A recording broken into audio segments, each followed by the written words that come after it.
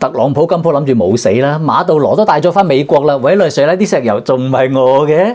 嗱，於是咧佢召集晒啲巨頭喺白宮開會啦，睇下點樣分贓。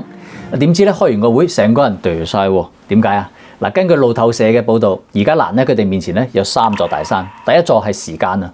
喂，搞基建起碼頭閒閒地100幾十億，但係特朗普咧佢3年之後就卸任撩過啦，到時候政局一變，邊個保證佢哋嘅資產安全啊？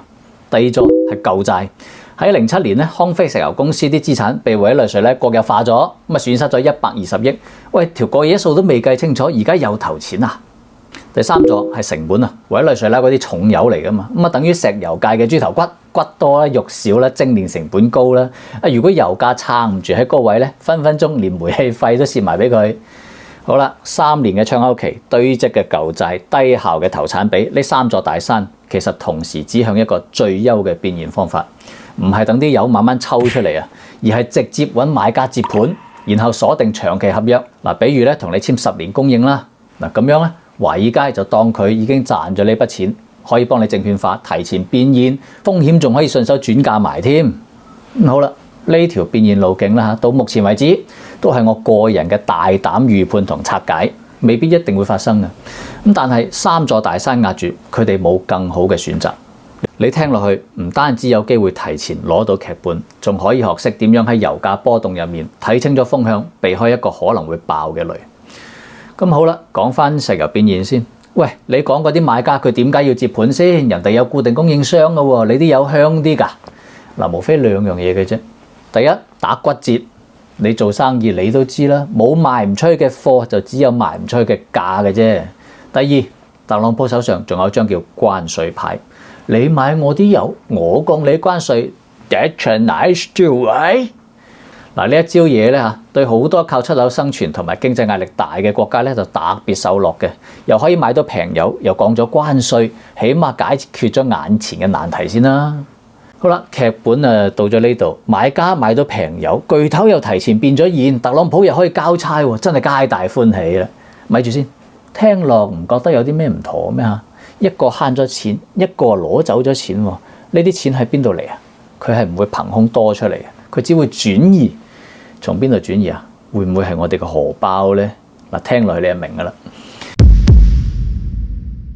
假設咧，全世界每日用開1萬桶油啊，嗱，如果有一日硬生生執多1萬桶委內瑞拉油入去，甚至以後可能係伊朗油啦嚇，咁啊變成每日供應2萬桶，咁叫咩啊？經濟學上咁樣叫做供應衝擊，油價必然會進入下行通道，即係插水。你可能會即刻諗到啦嚇，喂，降油價好事啊，我部車入油平咗啊，冇錯啊。但係入油只係最表面嗰一浸嚟嘅啫。如果挖深一層睇嘅話咧，就係運輸啊、原料啊、發電啊、化工啊，總之冚唪唥產業鏈成本都會跟住下降。喂，成本平咗對做生意唔係好事咩嚇？表面係。但係你諗一下，而家係咩環境啊？2個字，冚世界通縮。喺呢個大背景下咧，如果油價再跌，就好似你喺冰天雪地咁啊！本來咧身體已經失溫嘅啦，你仲要吔多條雪條入去添，結果啊，梗係嗰頭近啲啦。經濟學上叫做加速通縮螺旋。呢啲慳咗落嚟嘅有錢咧，佢唔會轉變為企業嘅利潤，只會被逼攞出嚟打價格戰。喂，你諗下，而家咁嘅環境啊，客仔都唔夠啦。梗定係降價換量啦，生存都難，仲邊有資格講毛利先？咁結果咧嚇，你間公司就更加難賺錢，冇護城河嘅企業會喺呢一波被清理出局，導致你份薪水越嚟越低。咁呢個時候咧，有2種人係最爽嘅嚇。第一種就係啱啱嗰班能源巨頭，佢哋一早就用長約鎖死咗未來幾年嘅現金流。啊，無論油價點跌，啊經濟幾差都好啦。佢哋都可以揞腳收錢嘅嚇，到最後就係一個經典劇情啦。當潮水退去，資產價格跌到底部，佢哋揸住現金出嚟掃貨，完成一輪潮汐收割。嗱，咁就解釋清楚頭先個問題啦。有人買到打骨折嘅石油，巨頭又提前收走咗錢喎，呢啲錢從邊度嚟啊？就係從企業降價、企業執笠、工人失業轉移過去嘅。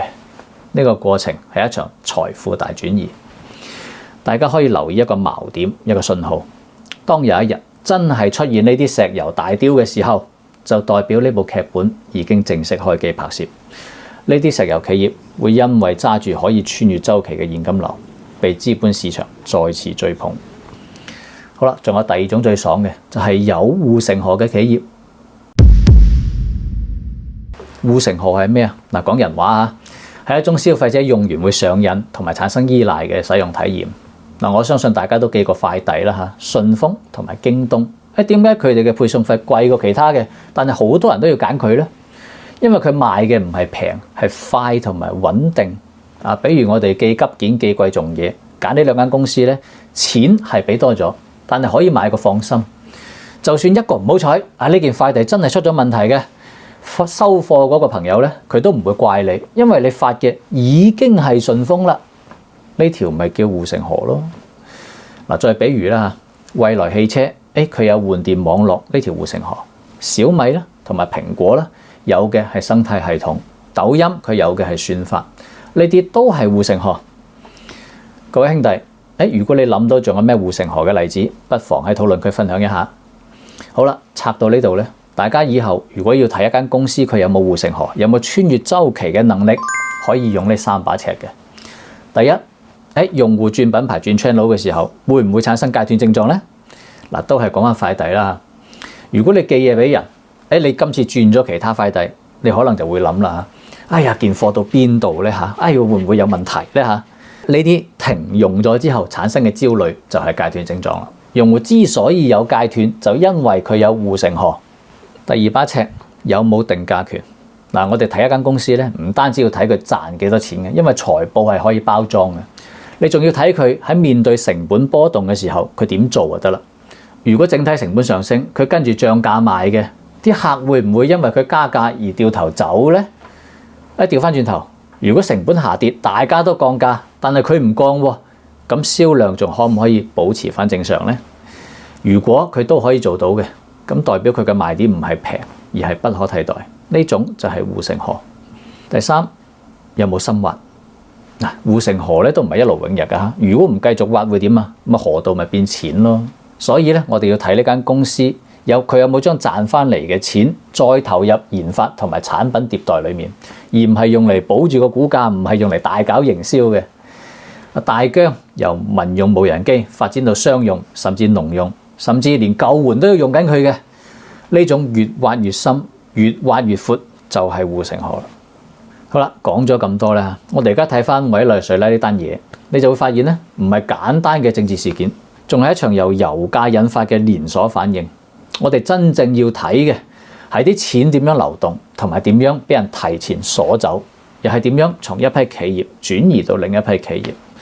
所謂嘅洗牌，從來都唔係一夜之間發生嘅，佢係用石油呢個大宗商品抽走咗現金流，剩翻一個縮水嘅市場，逼大家埋身肉搏，弱者會被擠出局，而有護城河嘅公司會喺廢墟上面進一步擴大優勢。呢個先至係呢場油價變化背後，我哋真正要睇得明嘅嘢。咁好啦，今日嘅拆局就到呢度。如果呢個劇本真係上演，唔係因為我識得預知，而係因為呢個世界本身就有佢嘅運作邏輯。就算最後個劇本有變化，你都可以用今日呢套方法去睇一間公司有冇護城河，亦都睇到全球嘅資金係點樣流動嘅。